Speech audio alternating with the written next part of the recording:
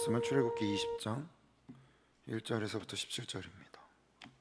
저희 청년교회가 굉장히 허술하죠. 이게 저희의 매력입니다. 누구든지 만만하게 볼 수 있는 공동체예요. 상민 형제 반가워요. 출애굽기 20장 1절에서부터 17절 말씀을 우리 우리말 성경으로 저희 교독해서 같이 고백하겠습니다. 그래서 교독할 때에는 서로의 목소리를 들으며 천천히 이 말씀을 묵상하며 같이 나눕시다. 제가 먼저 읽겠습니다. 그리고 하나님께서 이 모든 말씀을 하셨습니다.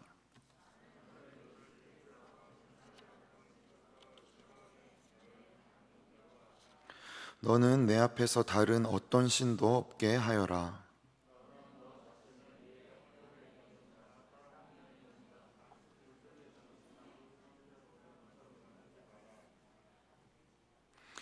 너는 그것들에게 절하거나 예배하지 마라. 내 하나님 나 여호와는 질투하는 하나님이니 나를 미워하는 자들에 대해서는 아버지의 죄를 그 자식에게 갚되 3, 4대까지 갚고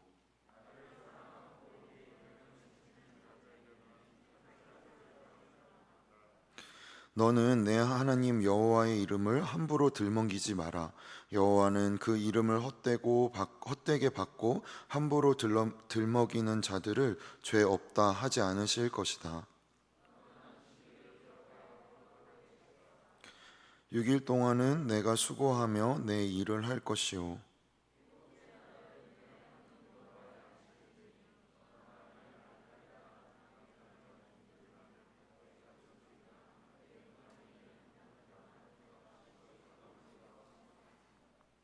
여호와가 6일 동안 하늘과 땅과 바다와 그 안에 있는 모든 것을 만들고 일곱째 날에는 쉬었기 때문이다. 그러므로 여호와가 안식일에 복을 주고 거룩하게 했다.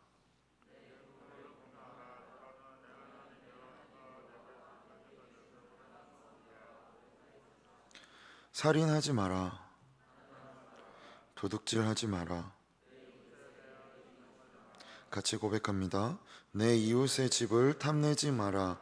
내 이웃의 아내나 그의 남종이나 여종이나 그의 소나 낙이나 어떤 것이라도 내 이웃의 것은 탐내지 마라.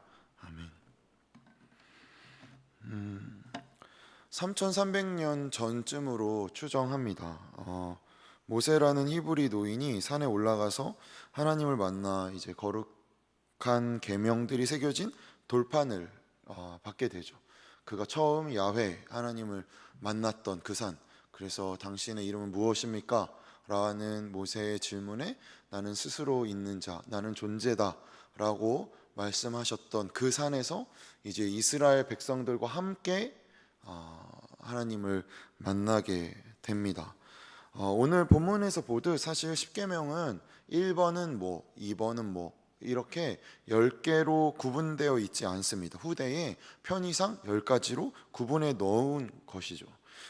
또 하나님께서 모세를 통하지 않고 이스라엘 백성들 전체의 귀에 들려주신 유일한 율법입니다. 이거 모르셨죠? 18절, 20장 18절 19절에 보시면 이스라엘 백성이 자기의 귀에 이렇게 들리자 저희 듣고 싶지 않아요. 저희 못 듣겠습니다. 저희 이렇게 들을 수 없어요. 모세를 통해 말씀해 주세요. 라고 그들이 간청함을 보게 됩니다. 그러니 오늘 본문을 어쨌든 우리가 이제 바라보면서 오늘은 이제 전체적인 이 계명의 의미를 나누고 이제 다음 주는 이제 장은선 목사님이 오셔서 말씀 나눠주시고 저 와요. 그런데 장은선 목사님이 오셔서 이제 말씀 나눠주시고 그 다음부터는 이제 조금 세세하게 몇 개씩 묶어서 우리가 이 의미를 살펴보려고 합니다.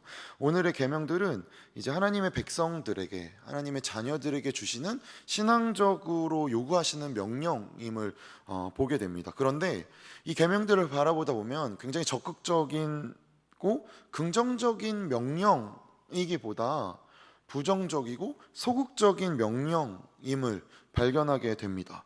무엇을 하라는 요청보다 하지 말라는 요구들이 더 많이 있기 때문이죠. 그러나 하지 말라는 명령 또한 이거 위반하면은 너네 이렇게 돼? 라는 구구절절한 이야기들이 함께 쓰여져 있지 않습니다. 사실 5, 6절을 제외하고는 우리가 보통 명령을 받을 때 우리가 예상하게 되는 이걸 지키면 상 받고 이거 어기면 벌 받는 것으로 우리는 이해하지만 하나님이 말씀하신 10가지의 계명에는 그러한 것이 세세하게 나와 있지 않음을 보게 된다는 것이죠. 최소한의 규정이라는 것입니다. 이후로 이 10가지의 계명들이 이제 구약에서 613가지의 계명으로 이제 세분화됩니다. 그래서 고대 유대 문서에 나타난 기록들을 보면은 이 613가지의 계명들, 성경 안에 있는 계명들을 넘어서 점차 율법의 율법을 지키기 위한, 그래서 그것을 지키기 위한 법들로 점차 기하급수적으로 불어나요. 그래서 무슨 규칙들이 있었냐면, 안식일에 낳은 달걀을 먹는 것이 옳은지 아닌지, 안식일에 닭이 달걀을 낳았어요. 그거 먹는 것이 안식일을 지키는 것인가, 어기는 것인가, 안식일에 아이를 안 와도 되는지, 이거 노동이잖아요. 그죠? 그래서 정결한 그릇에 있던 물이 이제 부정한 그릇으로 쏟아졌을 때 정결한 그릇에 담겼던 물이 물까지 이 부정한 그릇에 닿았기 때문에 불결해지는 것은 아닌지, 뭐 이런, 지금 생각하면 정말 우리가 느끼기에 어처구니 없지만 이러한 세세한 규례들이 생기고 염려하고 두려워했습니다. 왜냐하면 메사의 백성들은 이제 율법사들에게 물었죠. 그래서 이거 이럴 때 어떻게 해요? 안식일에 낳은 달걀 먹어도 되는 겁니까? 그러니까 그때마다 새로운 규칙들이 생기게 됐던 것입니다. 새로운 규칙들이 생기게 되니까 당연히 율법학자의 갖고 있는 권위나 그들의 권력은 강해졌죠. 그리고 강해진 만큼 그 규칙들이 의미 있기보다는 규칙을 지키기 위한 규칙들이 생겨날 뿐이었습니다. 그러니 예수님이 율법학자들에 대해서 강하게 비판하며 그 의미가 무엇이냐라고 묻는 질문을 하셨던 것이죠. 여기에 나왔던 그러니까 이런 규칙들, 율법들 중에, 생겨났던 율법들 중에 예로 뭐가 있었냐면, 안식일에 아이를 안는 것은 허용이 됐어요. 그런데 돌을 드는 것은 허락이 되지 않았어요. 그러니까 사람들이 너무 두려운 거예요. 안식일을 어기면 나는 하나님 앞에 제외될 거라는 생각, 내가 하나님을 망령되게 일컬을 거라는 그 불안함이 있었기 때문에, 그러면 돌을 든 아이를 안식일에 안는 것은 안식일을 위반하는 것인지 아닌 것인지 걱정하게 되었죠. 우리가 생각하기에는 기가 찬데 사실 우리가 규칙을 대하는 태도입니다. 이 규칙의 의미가 무엇인지, 주일날 교회 안 가면 벼락 맞습니까, 여러분? 아니라고는 대답하지만 불편한 마음이 들죠. 왜죠? 주일이 어느덧 우리 가운데 규칙으로 자리 잡고 있기 때문입니다. 주일은 무슨 날입니까? 세상의 질서에 의해 나는 살아가지 않는다 라는 것을 확인하기 위해 하나님께서 천지를 창조하신 후에 구별된 날을 지키셨고, 예수 그리스도께서 부활하신 후 안식 후 첫날을 우리가 그것을 기념하기 위해, 기억하기 위해 하나님의 질서에 의해 살아가는 날이 주일인 거잖아요. 그래서 우리가 이 날을 지키는 거지, 그냥 오늘 회사 안 가니까 너무 신났는데 그래도 어떤 종교적인 행위는 해야겠어서 나오는 날이 아니지 않습니까? 그러니까 우리가 규칙과 율법을 대하는 태도가 사실은 그렇게 다르지 않습니다. 어떠한 제한, 그리고 이것을 지키기 위한 지킴이 남아 있는 것이죠. 이것은 계명과 규칙을 이해하는 우리의 한계입니다. 그러나 우리가 지난주에 말씀 나눴듯이 이것을 떠올리시면서 계명이나 규칙을 부모와 자식 사이로 가지고 왔을 때 부모님들이 우리에게 흔히 하는 규칙이 있죠. 무엇이죠? 너 거짓말하지 마. 너 거짓말하면 너 궁평항 가서 빠져 죽자, 너 나랑. 이런 거. 뭐 속초, 저는 잠실 살았었는데 어렸을 때 저 거짓말하면 조성숙 사모님께서 석촌호수 가서 빠져 죽자고. 너무 무서웠어요. 어머니가 저를 죽일 줄 알고. 그러나 생각해 보십시오.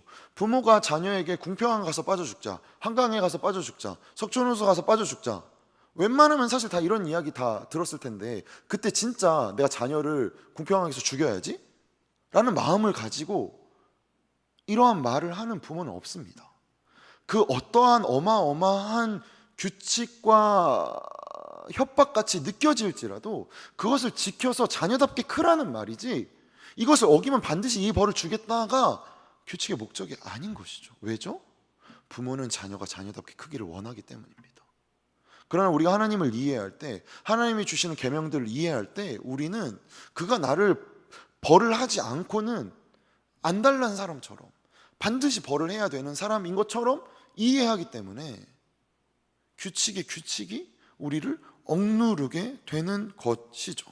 그러니 우리가 오늘 십계명을 통해 발견하게 되듯 이것에 대한 강제력으로 우리가 인식해서 이것을 어기면 심한 벌을 받게 될 거라는 두려움으로, 이러한 내적인 동기로 법을 지키는 것이 아니라, 그가 나의 하나님이시고 내가 그의 자녀이고 그가 나를 위해 자신의 아들을 죽기까지 나를 사랑하고 지켜내신 이이기 때문에 내가 이 말씀을 지킨다로 우리는 이 말씀 앞에 순종으로 나아가야 하는 것입니다.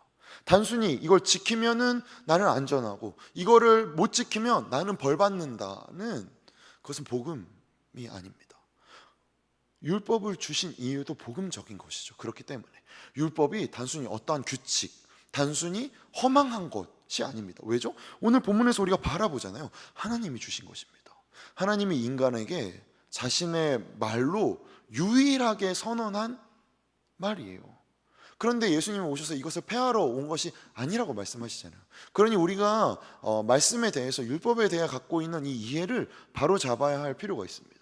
율법은 부모가 자녀를 훈육하기 위해 자녀답게 크길 바라는 사랑의 언어인 것입니다. 그런데 그것을 사랑의 언어로 받아들인 것이 아니라 두려움으로 해석하기 시작했기 때문에 수많은 권력과 위계의 질서가 생기게 된 것이죠.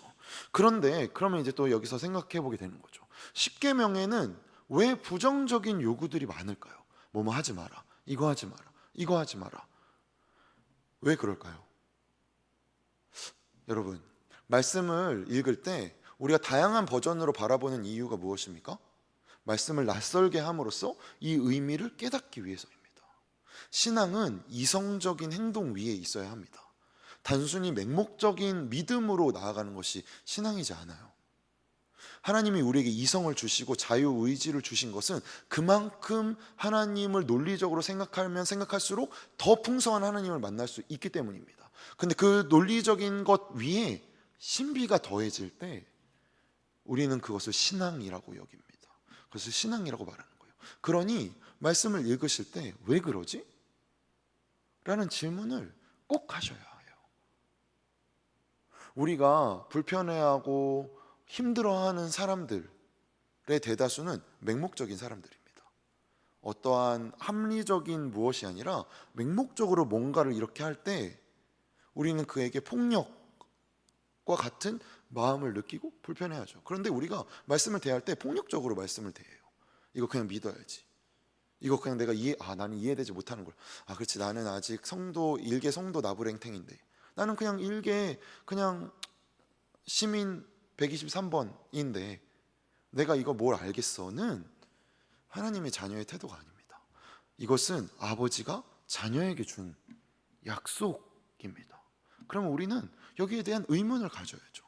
이거 왜 그러지? 이해가 안 되네? 찾아보고 검색해보고, 안 되면 주변에 물어보고, 저에게도 같이 고민하고, 그러면서 나아가는 것이 말씀과 대화하는 방법이지, 우리는 때때로 말씀을 굉장히 폭력적으로 대하면서 그 폭력이 나에게 다가올 때 그것이 하나님의 일하심이라고 곡해해서 하나님은 도대체 누구신가? 라는 질문까지 가게 됩니다. 그러나 생각해 봐야 되는 거죠. 왜 하나님은 그렇다면 왜 여기서 부정적이고 소극적인 명령을 주셨을까? 왜 그랬을까요? 제가 생각하기에는 이미 다 주었기 때문입니다. 하나님이 이미 우리에게 다 주셨어요. 우리가 이미 복을 얻은 자리에 있기 때문입니다. 더 이상 더 구해야 할 복이 없는 자, 그것이 무엇입니까? 하나님의 자녀라는 사실입니다. 하나님의 자녀라는 사실 위에 더 이상 덧대어질 게 없기 때문이에요.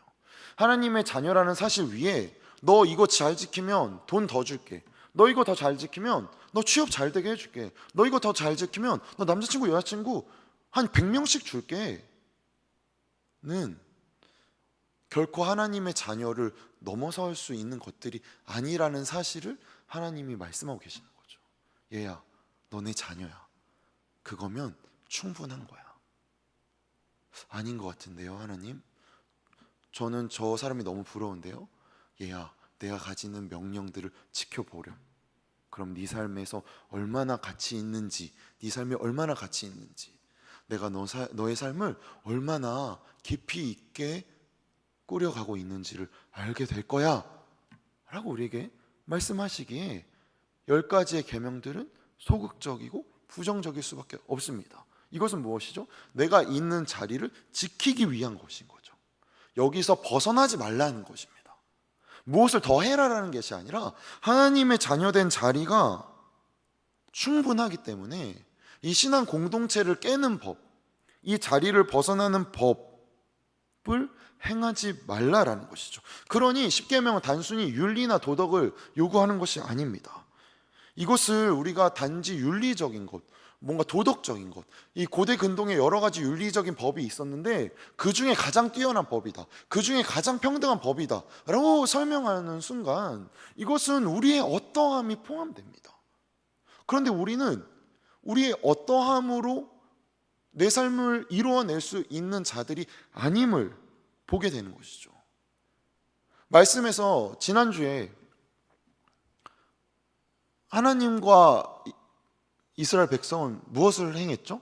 약속을 맺었습니다. 19장에서 약속을 맺었어요. 약속은 무엇이죠? 쌍방의 관계입니다. 아무리 불리한 약속일지라도 그 약속은 쌍방의 관계예요. 그냥 요즘은 사실 좀 그런 건 있는 것 같아요.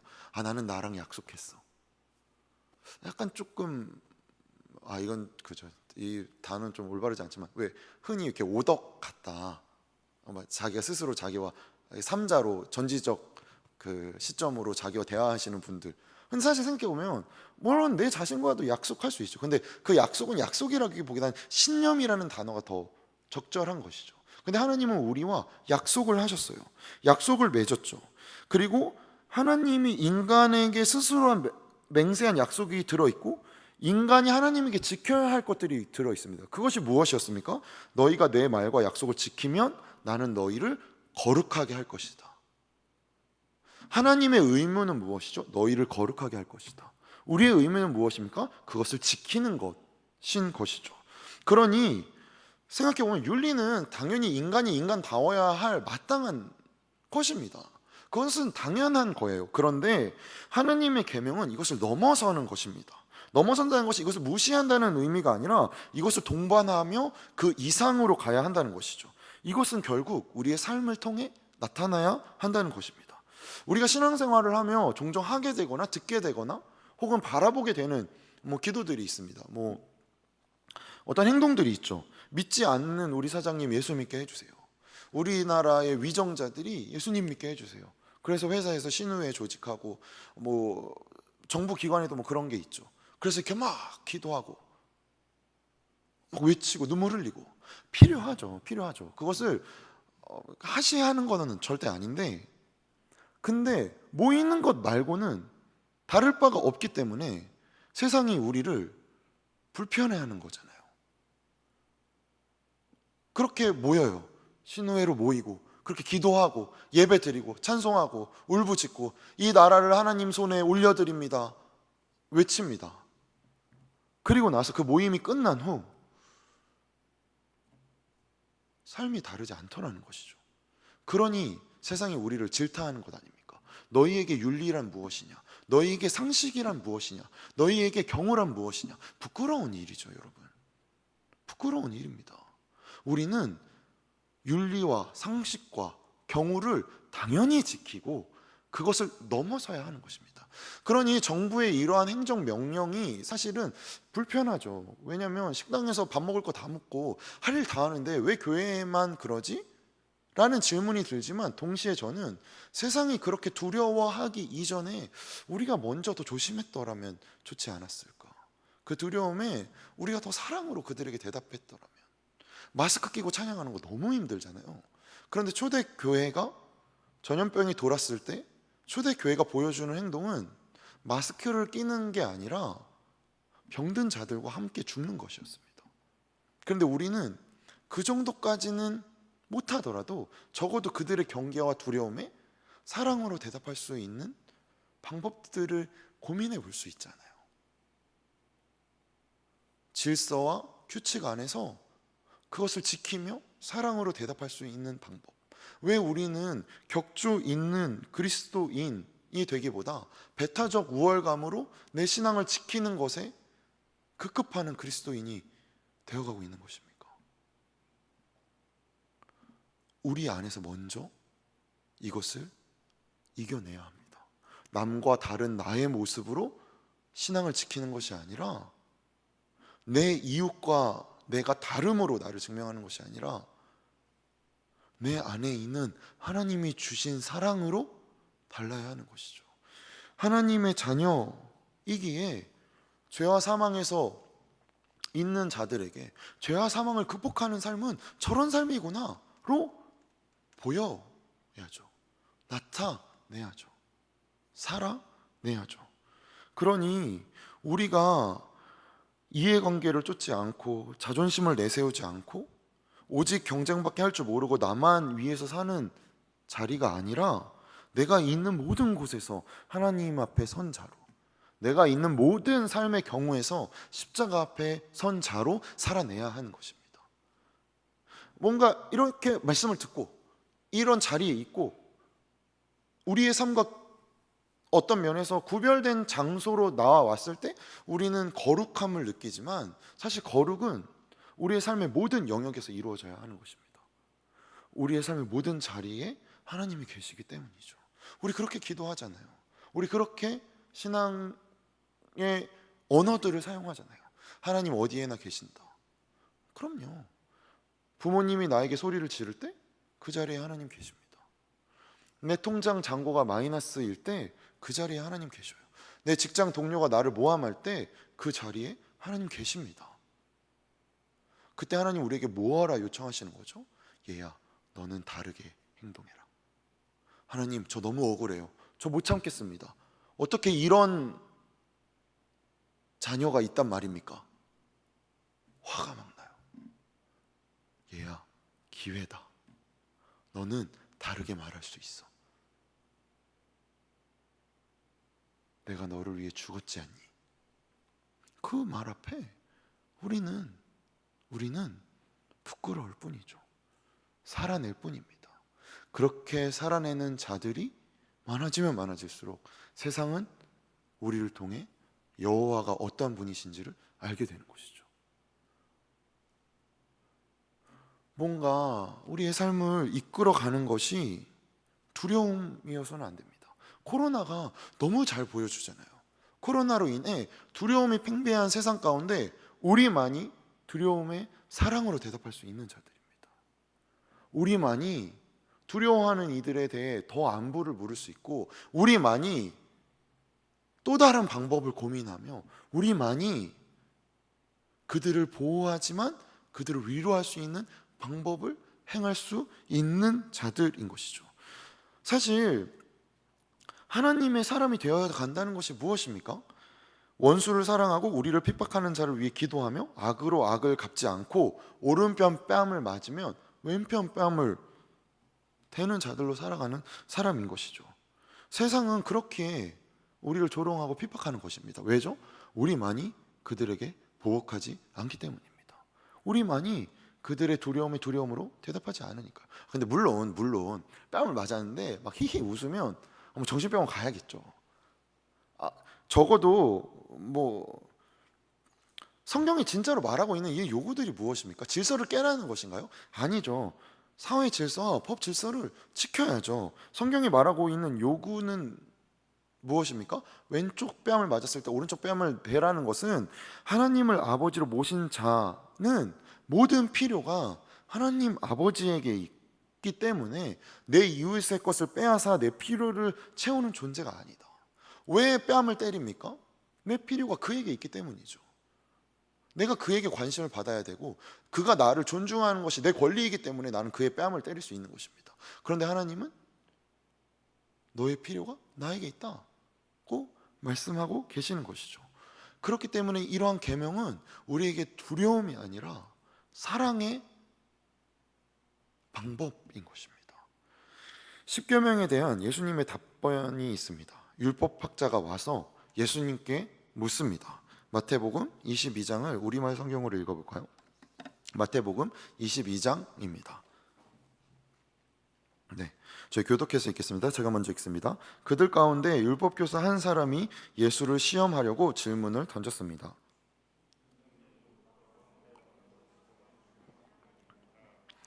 예수께서 대답하셨습니다. 내 마음을 다하고 내 생명을 다하고 내 뜻을 다해 주 내 하나님을 사랑하여라. 그리고 둘째 계명도 이와 같다. 내 이웃을 내 몸처럼 사랑하여라. 같이 고백합니다. 모든 율법과 예언자들의 말씀이 이 두 계명에서 나온 것이다. 십계명 그 첫 번째 판에 새겨져 있는 네 가지 계명은, 그러니까 첫 번째 계명부터 네 번째 계명은 하나님과 인간 사이의 관계를 규정합니다. 그래서 예수님은 이것을 주 너의 하나님을 사랑하라 라고 요약하신 것이죠. 그리고 둘 번째 판, 이 판에 새겨진 6가지의 계명은 사람과 사람 사이의 관계를 규정한 것이기 때문에 예수님은 이것을 내 이웃을 내 몸과 같이 사랑하여라고 말씀하신 것입니다. 이 사랑의 의미는 무엇이죠? 내 필요가 앞서 나눴던 것처럼 너의 이웃에게 있는 것이 아니다. 너의 필요를 구하는 것, 너의 복된 것은 하나님께만 있다는 것을 알라는 것입니다. 그런데 우리가 요즘 큐티에서 보듯 열왕기에서 나타난 기적들, 우리가 말씀을 바라보면 기적들을 뭔가 바라볼 때 왜 하나님은 그 기적을 내 삶 가운데 행하시지 않는가라는 불만을 가지게 됩니다. 도저히 내가 어떻게 해결할 수 없는, 나조차도 나를 어떻게 할 수 없는 삶의 어려움 가운데 우리는 기적을 요구하게 됩니다. 필요하죠. 그런 기도 필요해요. 그런데 그것을 요구하는 우리의 마음의 근원이 무엇인지는 살펴봐야 해요. 왜냐하면 기적만을 추구할 때 이것은 우리의 신앙을 방해하는 아주 위험한 요소이기 때문입니다. 뭐 이런 거죠. 하나님, 저 잘 먹고 잘 살게 해주세요. 저 편안하게 해주세요. 제 삶에 고민 없게 해주세요. 저 안락하게 해주세요. 저 남한테 자존심 굽히고 처량한 신세 되고 싶지 않습니다 라고 우리가 하나님께 외칠 때 하나님 우리에게 이렇게 말씀하시는 거죠. 그것보다 중요한 것, 내가 이미 너한테 다 주었다. 너는 내 자녀다. 내가 어려운 처지에 있고 네가 자존심 상하고 고달픈 인생에 있다는 것은 내가 이 빛을 어두움에 비치기 위해 너를 보낸 것이다. 네가 서 있는 자리에서 공고한 형편에 있는 이웃들 앞에서 네가 가진 것이 무엇이고 네가 당하는 모든 것이 네가 가진 것을 방해할 수 없음을 증언해라 라고 하나님이 우리의 계명을 주시는 이유이고 우리를 그 사랑 가운데서 지키셔서 지금 우리가 처한 현실에 있게 하시는 이유인 것입니다. 계명을 지킴으로 자녀된 다름을 보여라는 것이죠. 요한일서 4장 볼까요? 요한일서 4장 7절에서부터 10절 말씀입니다. 요한일서 4장 7절에서부터 10절 말씀, 이것도 교독해서 읽을까요? 제가 먼저 읽겠습니다. 사랑하는 여러분, 우리가 서로 사랑합시다. 사랑은 하나님에게서 난 것이기 때문입니다. 사랑하는 사람은 누구나 다 하나님께로부터 났고 하나님을 압니다.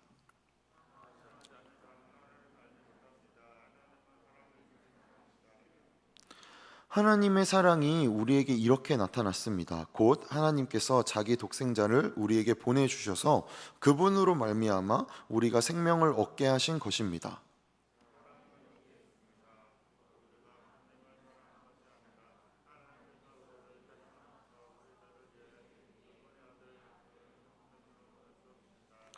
이 말씀이 무슨 뜻이죠? 사랑은 받을 만한 사람에게 베푸는 보상이 아니라 하나님이 하나님이시기 때문에 우리가 하나님의 자녀라면 그 사랑에 힘 입은 자녀라면 이 사랑 외에 다른 것으로 대신하거나 다른 것을 나타낼 수 없다는 것이죠. 그러니까 무슨 말이냐면 하나님이 하나님답듯 우리가 우리다운 것은 무엇입니까? 사랑이라는 것입니다. 우리가 하나님의 피조물임에도 불구하고 우리가 분명히 하나님의 손에 지어진 존재임에도 불구하고 우리 하나님께 믿음을 다하지 못하고 헌신을 바치지도 못하고 우리 마음대로 하나님 없이 사는 것을 익숙하게 살지라도 하나님 바로 우리에게 벼락 내리시지 않고 못난 대로 갚지 않고 우리 저항에 분노하지 않는 이유가 무엇입니까? 하나님이 하나님 되셔서, 하나님이 그 사랑과 신실함으로 우리를 기다리시고 은혜를 베푸시는 것이죠. 왜죠? 하나님이 하나님이시기 때문에요. 그렇기에 우리 또한 하나님의 자녀이기에 하나님의 자녀된 삶이란 어떠하는가를 우리의 삶을 통해 가르쳐가고 있다라는 이 이야기입니다. 그래서 11절 12절이 이렇게 이어집니다. 11절 한 번 더 읽을까요? 11절 12절 같이 고백합니다. 사랑하는 여러분, 하나님께서 우리를 이처럼 사랑하셨으니 우리도 서로 사랑하는 것이 마땅합니다.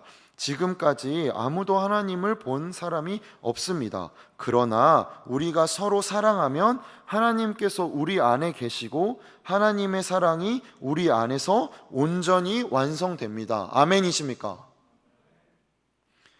세상이 질문합니다. 너 하나님 믿으면 하나님 보여봐. 그럴 때 대부분 세상의 요구는 무엇이죠? 초월적인 능력을 사실은 요구하는 것이죠. 10가지 재앙이라던가 홍해를 가르는 기적 같은 것을 요구합니다. 그러나 성경이 말하고 있는 것은 무엇입니까?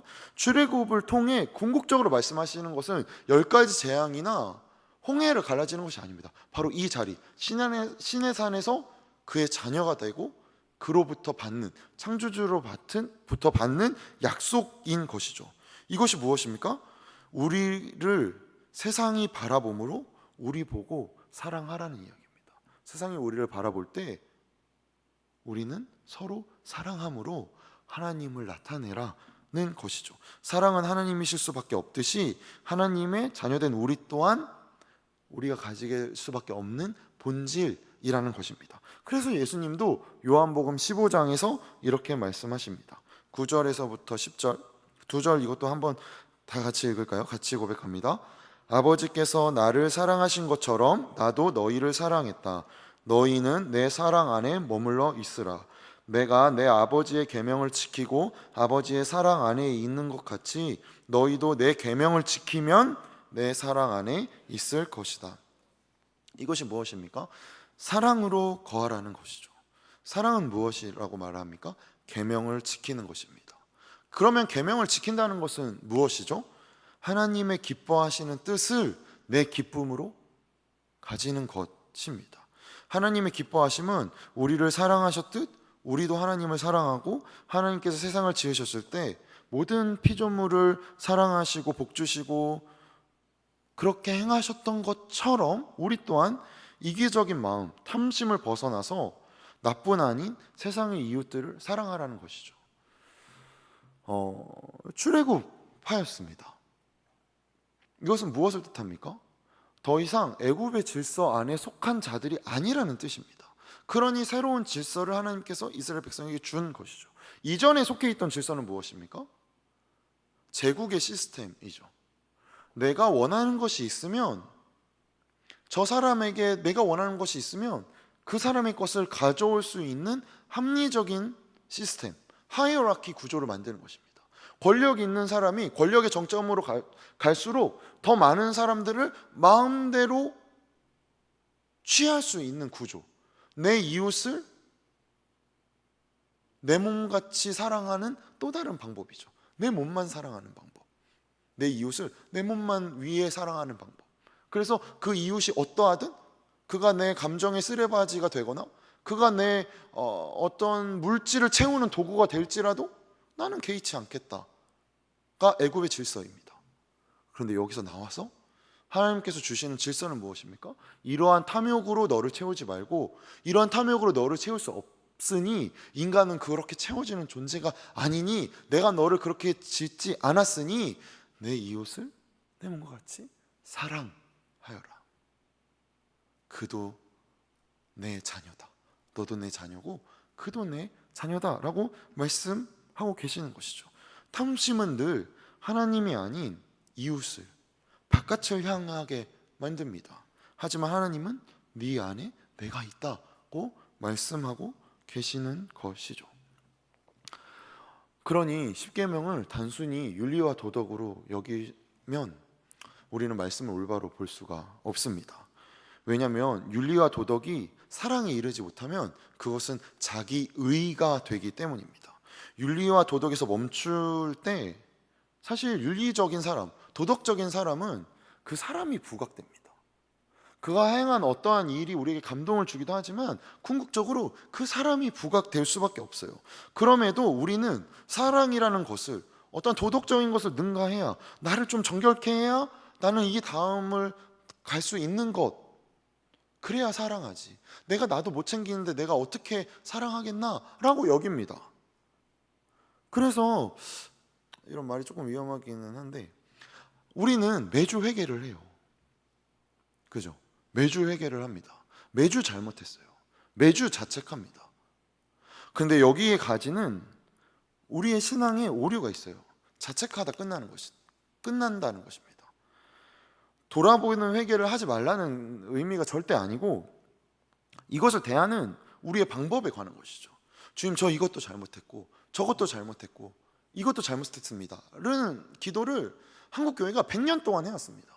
근데 100년이 지난 후 지금의 모습은 더 이상 잘못을 안 하는 게 아니라 어쩌면 이런 잘못까지 할 수 있나 싶을 정도로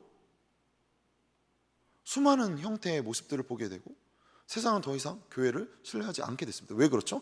그 시선이 내 안에만 머물러 있기 때문이죠. 우리가 이런 회개 방식을 가질 때 우리의 회개는 늘 자기 확인에 있지, 당장 하나님의 사람으로 살 수 있다는 하나님의 자녀된 특권을 놓치게 됩니다. 우리가 회개할 수 있는 이유도 우리가 하나님의 자녀이기 때문인 것이죠.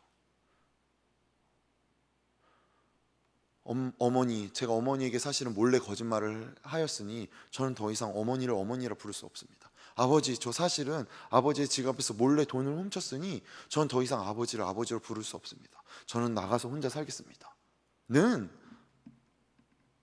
지난주 알려드린 전문 용어처럼 호로 자녀인 것입니다. 그죠?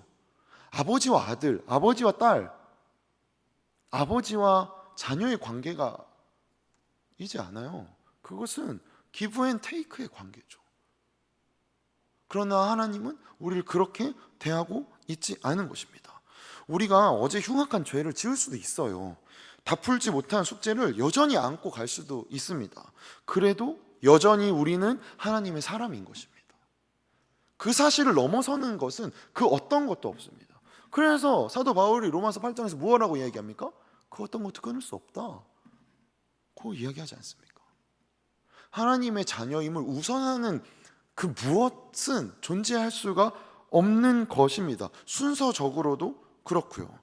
그러니 뻔뻔해지거나 후한무치한 사람이 되십시오 라는 것은 결코 아닙니다. 잘못한 것은 고쳐나가야죠. 당연히 고쳐나가야죠. 인간이라면 당연히 그래야죠. 그러나 하나님의 사람이라는 사실, 하나님의 자녀이기에 주어진 이 계명은 윤리나 도덕 위에 있다는 사실을 기억함으로, 우리가 윤리적으로 도덕적으로가 아니라 우리의 조건 때문이 아니라 우리가 하나님의 자녀이기 때문에 언제나 계명을 지키는 것이 가능한 것입니다.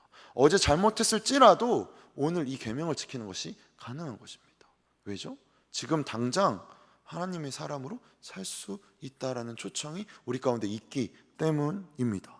언제나 당장 가능합니다. 하나님이 아버지이시기 때문이죠.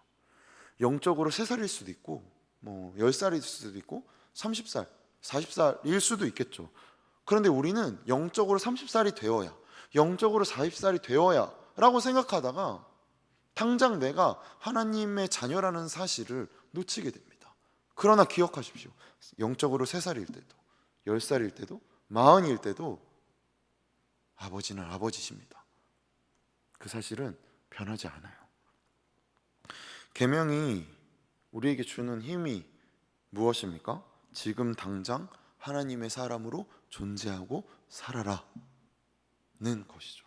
네가 어제 어떠하였든 지금 당장 이 약속을 지킴으로 너 있는 자리에서 하나님의 사람답게 살아라는 것입니다.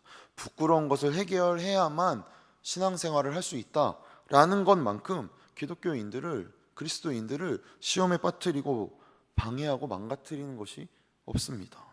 그래서 우리는 결단해야 하는 것입니다.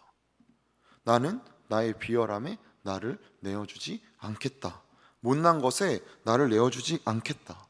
못난 짓을 안 하겠다. 나쁜 짓을 안 하겠다라는 것이 아니라 못났다는 사실로 나를 포기하지 않겠다. 못났지만 하나님의 자녀임을 기억하며 이 못난 사실에 나를 양보하지 않겠다. 내 잘못보다 하나님이 크시다. 나는 하나님의 자녀다. 라고 살아내는 것입니다.